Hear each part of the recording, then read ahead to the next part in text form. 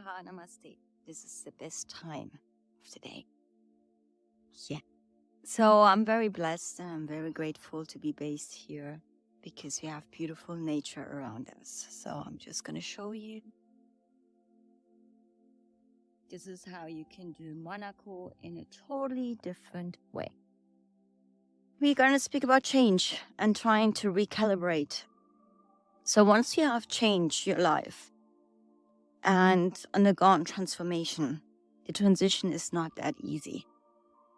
So I have, for instance, been quite by myself for a long time, and I'm trying to integrate myself again in social life, going out, getting dressed up.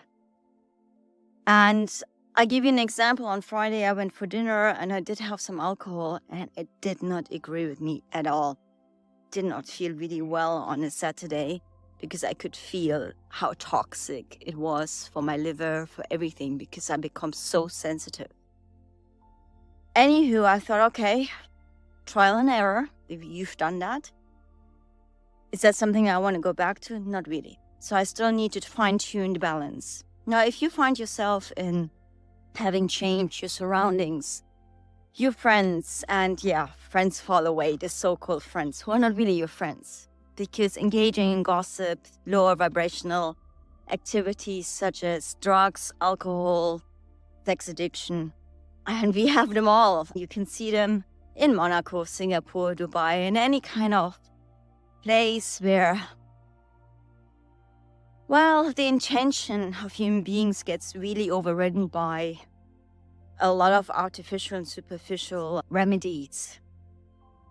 And I would not say that the source of that is money. I wouldn't say that because, you know what?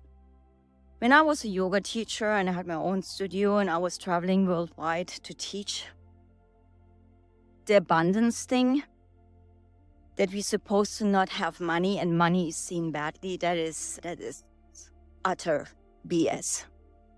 Because money is also a form of energy. So money is not the source of all evil. It's the intention you bring with it and what you define of being happy. And if you believe that change comes from outside circumstances, no, that's not going to happen. Change comes within. So how you perceive change can be, I'm going to move from one place to the other, which I have done many times. So I've moved 9 different countries. And I always was seeking and trying to find the solution to my happiness outside of myself, thinking that the grass is greener, but it is not. The grass is not greener.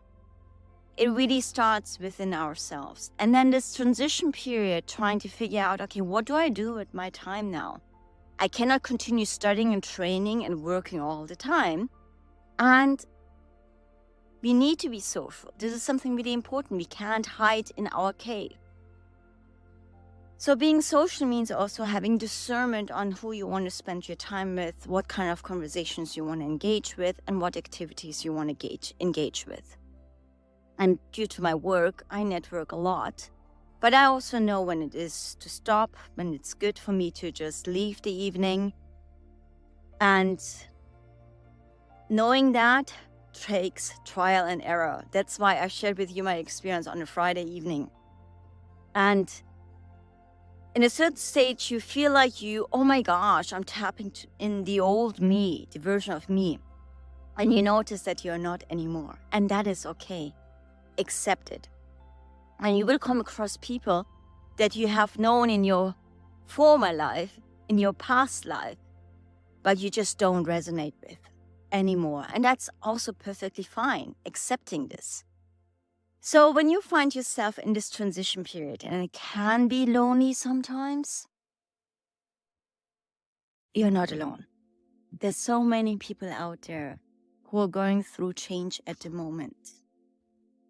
And you will find your tribe and the people that you resonate with. I have met so many wonderful people in the last months that I could talk about business with, I could talk about life science with, I could talk about sports with, I could talk about many different topics, because just embracing your multifaceted you, your multi-dimensional being. And that is perfectly fine. And even if they live further away and they're not directly in your doorstep, there's always like a core family that I have, for instance. And I love knowing that this core family, no matter where we are, I can pick up the phone and say, hey, how are you doing? And having this is really important. And even if you don't hang around with your own family, blood family, it doesn't matter. People who are meant to be in your life will stay in your life. Have the trust and the faith in this. Whatever you believe in, if this is God, the universe, spirits, divine, have trust that everything is perfect the way how it is now. And people who are meant to be in your life will be in your life. Namaha, namaste.